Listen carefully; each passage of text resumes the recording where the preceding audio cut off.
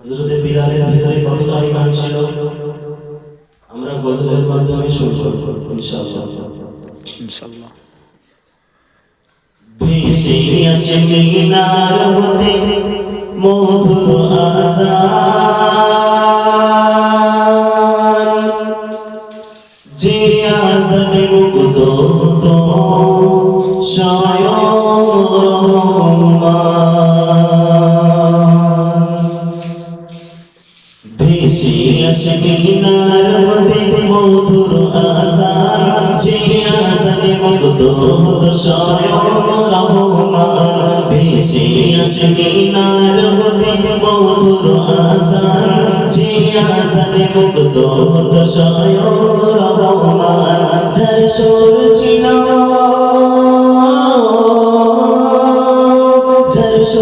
ছিল এত মায়া ভালোবাসার টান, যে আযান না গেলে পাখি গাইত না গান। ভেসে আসে মিনার হতে মধুর আযান, যে আযানে মুগ্ধ হতো স্বয়ং রহমান। যে আযানে মুগ্ধ হতো স্বয়ং রহমান। একদিন সাহাবারা মিলে নবীকে বলে, কণ্ঠ তার লাগে না ভালো, আছে ভরা ফুলে। একদিন সাহাবারা মিলে নবীকে বলে, কণ্ঠ তার লাগে না ভালো, আছে ভরা ফুলে। হবে না দিতে আযান তাহার আর কোনো দিন, রাখবো মোরা মধুর সুরে আর এক মুআজ্জিন। এই কথা শুনে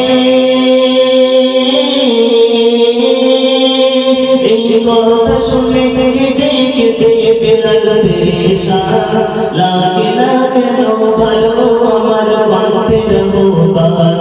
ভেসে আসে মিনার হতে মধুর আযান, যে আযানে মুগ্ধ হতো স্বয়ং রহমান। যে আযানে মুগ্ধ হতো স্বয়ং রহমান।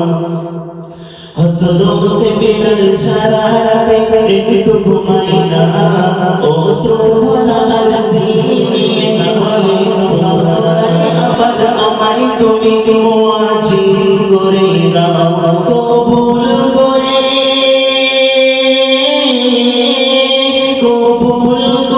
খোদা পাঠাইলো নবীর কাছে পয়গাম। হবে না সকাল বিলাল যদি না গে আযান। ভেসে আসে মিনার হতে মধুর আযান, যে আযানে মুগ্ধ হতো স্বয়ং রহমান। ভেসে আসে মিনার হতে মধুর আযান, যে আযানে মুগ্ধ হতো স্বয়ং রহমান। যার সুর ছিল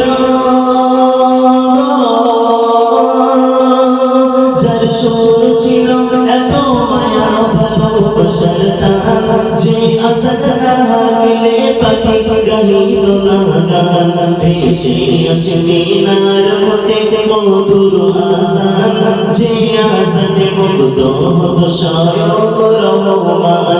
যে আযানে মুগ্ধ হতো স্বয়ং রহমান। আদেশ করেন দয়ার নবী ও সাহাবারা, বিলালকে ডেকে আনো তোমরা আবার দুবারা। আদেশ করেন দয়ার নবী ও সাহাবারা, বিলালকে ডেকে আনো তোমরা আবার দুবারা। যখনই বিলাল পুনরায় মিম্বারে দাঁড়ায়, আধার সরে সূর্য তখন মুচকি হাসি দেয়। জয় বলুন সুবহানাল্লাহ।